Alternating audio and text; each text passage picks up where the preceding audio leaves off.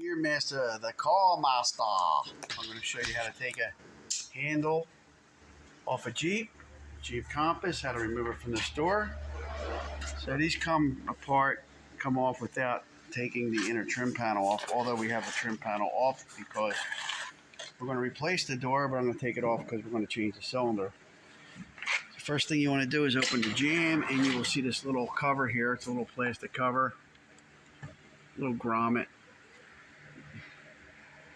And let's get a little light in there, and inside that hole is a little hex head.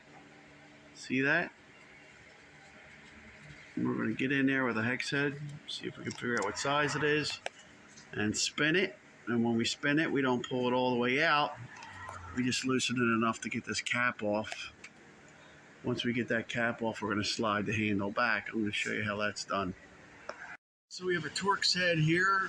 This is I don't know what size it is. It's smaller than T27, so I don't know what the next size down is.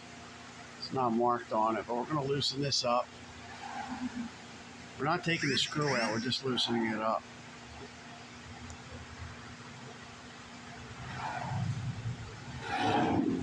Once it's nice and loose where it feels like it's going to fall out, start wiggling the cat.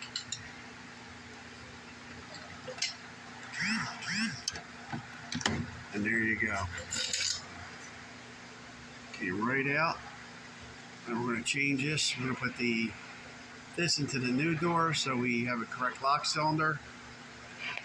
And then if you want the handle out, you just basically pull this back and then pull out like that.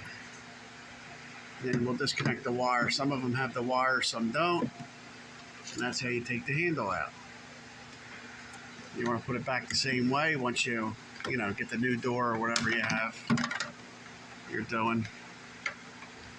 Get that wire in and all that, and then put the cap back in. Open the handle, put the cap back in, then tighten the screw to redo. Put a new one in. Joe Beermaster, Car Master. I hope this helped.